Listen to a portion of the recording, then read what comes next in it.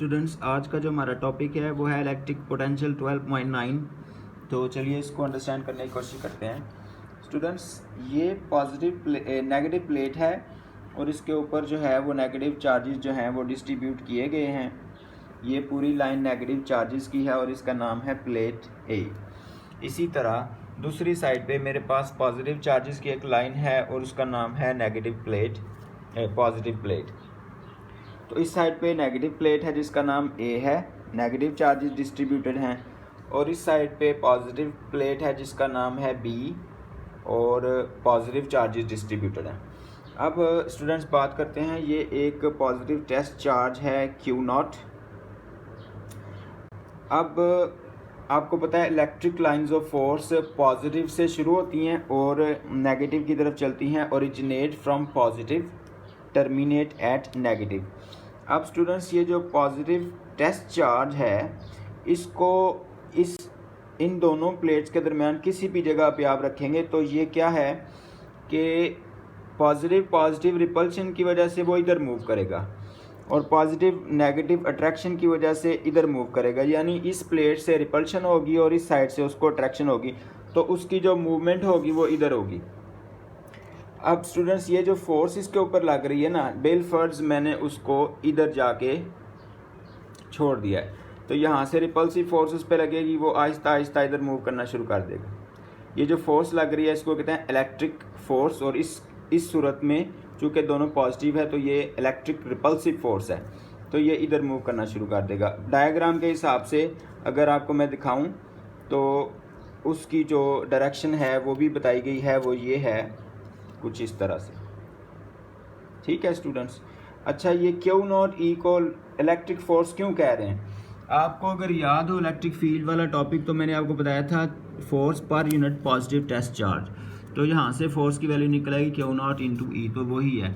तो ये जो है क्यू नॉट ई, ये इलेक्ट्रिक फोर्स है और ये एक्सटर्नल फोर्स नहीं है, ये किसी भी दो चार्जेस के दरमियान एग्जिस्ट करती है नेचुरली।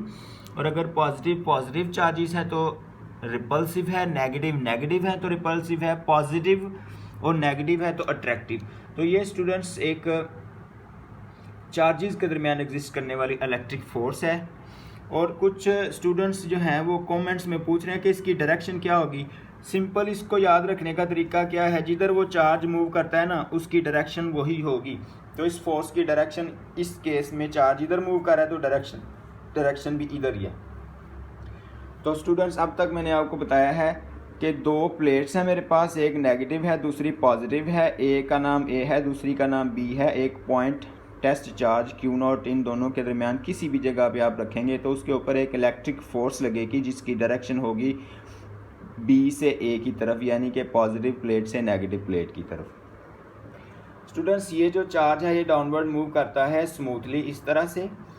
अब इस डायग्राम को अगर आपकी बुक के हिसाब से देखें तो ये वाली डायग्राम है 12.21। देखें, ऊपर वाली प्लेट पॉजिटिव है, नीचे वाली नेगेटिव है, ये टेस्ट चार्ज है और ये क्यू नॉट ई फोर्स उसके ऊपर लग रही है। तो ये डायग्राम मैंने आपको अभी समझाई है। अब स्टूडेंट्स बात करते हैं एक्सटर्नल फोर्स की। अच्छा स्टूडेंट्स, इसमें एक वर्ड इस्तेमाल हुआ है इलेक्ट्रोस्टैटिक इक्विलिब्रियम और एक्सटर्नल फोर्स का, वो दोनों आपको मैं समझाता हूँ। सबसे पहले तो बात करते हैं एक्सटर्नल फोर्स की।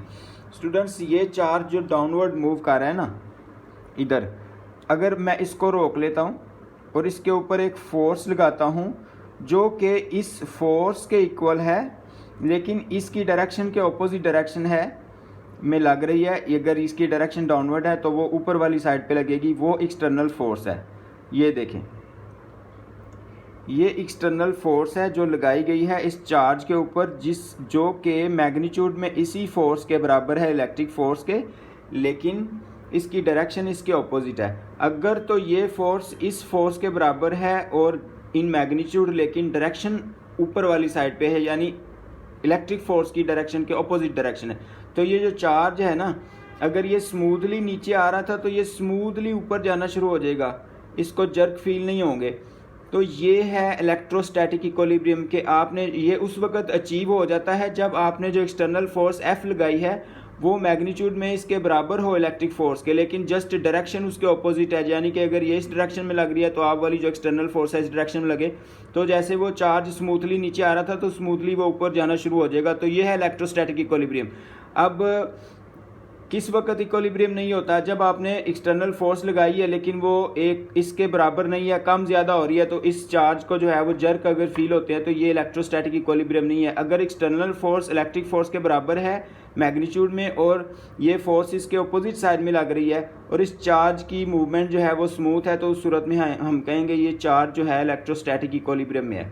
तो ये है स्टूडेंट्स इलेक्ट्रोस्टैटिक इक्विलिब्रियम। अब स्टूडेंट्स बात करते हैं electric potential and potential difference की। सबसे पहले बात करेंगे पोटेंशियल डिफरेंस की। तो स्टूडेंट्स ये मेरे पास एक पॉइंट ए है और ये मेरे पास एक पॉइंट बी है। अगर मैं इस चार्ज को बेलफर्ज ये चार्ज इधर था तो इसके ऊपर मैंने फोर्स लगाई है और फोर्स लगाई है इलेक्ट्रोस्टैटिक इक्विलिब्रियम में रखते हुए, इसको मैंने पॉइंट बी तक पहुंचा दिया। तो स्टूडेंट्स ये मैंने एक्चुअली एक्सटर्नल फोर्स लगा के उसके ऊपर वर्क डन किया है, क्योंकि फोर्स भी लगी है और डिस्प्लेसमेंट भी इसमें कवर हुआ है। तो ये पॉइंट ए से पॉइंट बी की तरफ मुंतकिल हो चुका है। इसमें जो वर्क डन मैंने एक्सटर्नल फोर्स लगा के इसके ऊपर किया है वो इसकी इलेक्ट्रिकल पोटेंशियल एनर्जी बन जाएगा।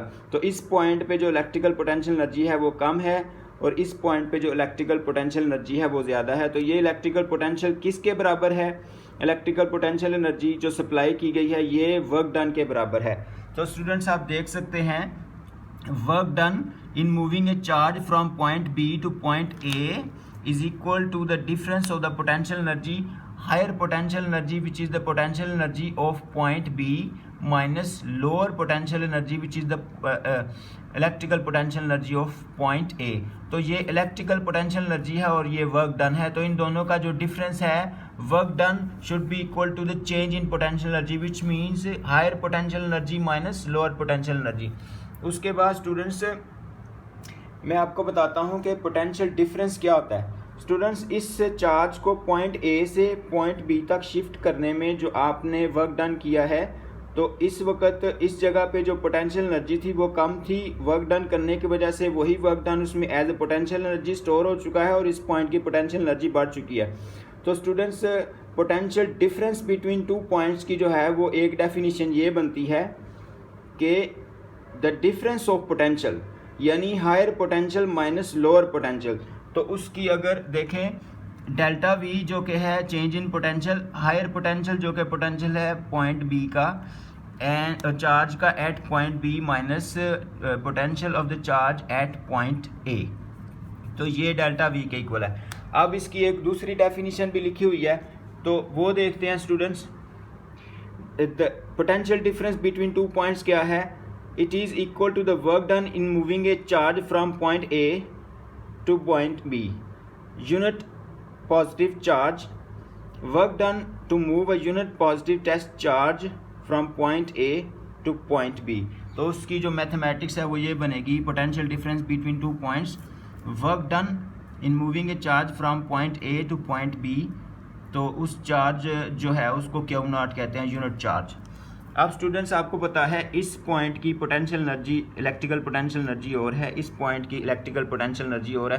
तो जब इसको इधर से इधर मूव किया गया वर्क डन इसमें as electrical potential energy store हो जाएगा, तो फिर हम वर्क डन को चेंज इन पोटेंशियल एनर्जी भी कह सकते हैं। ये वर्क डन है और ये W A B over Q naught, तो ये चूंकि वर्क डन उसमें as change in potential energy आया तो delta U over Q naught भी इसको लिखा जा सकता है, क्योंकि पॉइंट ए की पोटेंशियल एनर्जी कम है, जब वर्क डन किया गया तो वही वर्क डन उसमें एज पोटेंशियल एनर्जी स्टोर हुआ, तो पॉइंट बी की पोटेंशियल एनर्जी बढ़ गई। पॉइंट बी और पॉइंट ए की पोटेंशियल एनर्जी का डिफरेंस जो है वही वर्क डन के इक्वल है।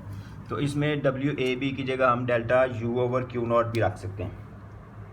अब students delta U is equal to delta V into Q naught भी आ सकता है, और अगर डेल्टा यू जो है डब्ल्यू के इक्वल है तो W A B Q naught into delta V भी आ सकता है।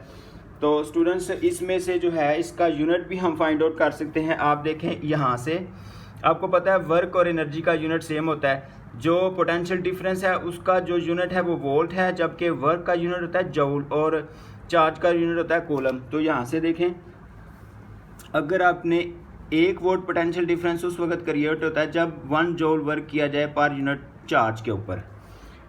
तो students potential difference between 2 points की जो एक ये भी डेफिनेशन की जा सकती है कि difference of potential energy per unit charge between 2 points, इस पॉइंट और इस पॉइंट के दरमियान जो पोटेंशियल एनर्जी का डिफरेंस क्रिएट हुआ है per unit positive test charge, तो उसको भी जो है हम कह सकते हैं कि ये भी पोटेंशियल डिफरेंस है। अब स्टूडेंट्स मैं ज़रा रिपीट कर दूं, मैंने इस वक्त क्या आपको समझाया कि एक एक्सटर्नल फोर्स इस चार्ज के ऊपर लगाई गई है जिसने उसको पॉइंट ए से पॉइंट बी की तरफ शिफ्ट कर दिया है और उसकी जो वर्क डन है उसमें इलेक्ट्रिकल पोटेंशियल एनर्जी की फॉर्म में सेव हो चुका है। पॉइंट ए की पोटेंशियल एनर्जी कम है और पॉइंट बी की पोटेंशियल एनर्जी ज़्यादा है। तो इलेक्ट्रिकल पोटेंशियल डिफरेंस की जो वैल्यू है, जो डेफिनेशन है, वो ये भी है कि work done in moving a unit charge from point A to point B. तो इसकी डेफिनेशन ये भी हो सकती है कि difference of potential energy per unit charge. तो स्टूडेंट्स आपने एक्सटर्नल फोर्स लगा के एक चार्ज को मूव करना है एक पॉइंट से दूसरे पॉइंट की तरफ और उसको आपने इलेक्ट्रोस्टैटिक इक्विलिब्रियम में रखना है, जिसका सादा सा मतलब मैंने बताया है कि जो आपने एक्सटर्नल फोर्स लगानी है वो फोर्स इक्वल होनी चाहिए इलेक्ट्रिक फोर्स के, लेकिन ऑपोजिट डायरेक्शन में होनी चाहिए। तो अब स्टूडेंट्स आपको मैं बताता हूँ, ये जो था ये पोटेंशियल डिफरेंस बिटवीन 2 पॉइंट्स था। अब आपको बताता हूँ कि इलेक्ट्रिक पोटेंशियल क्या होता है। इलेक्ट्रिक पोटेंशियल में आपने अपना पॉइंट ए है, ये इन्फिनिटी पे आपने इसको ज्यूम कर लेना है, जैसा कि अभी आपने इस वाली डेफिनेशन में आपने अपने चार्ज को मूव किया था पॉइंट ए से पॉइंट बी की तरफ। अब ये जो पॉइंट ए है ना, इलेक्ट्रिक पोटेंशियल में आपने इसको इन्फिनिटी तक ले जाना है, मतलब आपने कंसीडर करना है ये पॉइंट इन्फिनिटी पे है। जैसा कि आप इसको बहुत ज़्यादा दूर कंसीडर कर लें तो पॉइंट ए जो है पॉइंट बी से इन्फिनिटी पे है और आपने वर्क डन करना है उस चार्ज के ऊपर और उसको लेके आना है पॉइंट बी पे। तो आप इलेक्ट्रिक पोटेंशियल की डेफिनेशन लिख सकते हैं कि the work done in bringing a unit positive charge from infinity to that point. तो उसकी जो है अगर मैथमेटिक्स देखी जाए तो आप देखें कि W इन्फिनिटी टू B लिखा हुआ है, इसका मतलब है A टू B नहीं है। अब A को हमने इन्फिनिटी कंसीडर कर लेना है और फिर उसको लेके आना है B तक, तो यूनिट पॉजिटिव टेस्ट चार्ज जो है। तो अगर जनरल फॉर्म लिखी जाए तो ये है। पहले वाला जो था वो था पोटेंशियल डिफरेंस बिटवीन 2 पॉइंट, जो कि ये था कि work done in moving a charge from point A two point B। उसके बाद उसी की पोटेंशियल डिफरेंस बिटवीन 2 पॉइंट्स की डेफिनेशन एक ये भी बनती थी कि the change in potential energy between 2 points पर यूनिट चार्ज, लेकिन वो था पोटेंशियल डिफरेंस बिटवीन 2 पॉइंट्स। लेकिन ये वाला जो है ये है इलेक्ट्रिक पोटेंशियल। इलेक्ट्रिक पोटेंशियल में आपने पॉइंट ए को इन्फिनिटी पे कंसीडर कर लेना है और उसको लेके आना है पॉइंट बी तक। The work done in bringing a unit charge from infinity to point B is called electric potential. तो स्टूडेंट्स हमारा आज का टॉपिक फिनिश हुआ। तो एक दफ़ा मैं आपको बुक से उसकी डायग्राम दिखा दूं। ये देखें जी, ये है एक्सटर्नल फोर्स F ऊपर की तरफ लग रही है और ये Q0 E डाउनवर्ड है, ये नेगेटिव प्लेट है, ये पॉजिटिव प्लेट है और ये यूनिट पॉजिटिव टेस्ट चार्ज है। इन दोनों के दरमियान जो सेपरेशन है इस प्लेट और इस प्लेट के दरमियान, उसको आप D भी कह सकते हैं। That's all for today students, thank you.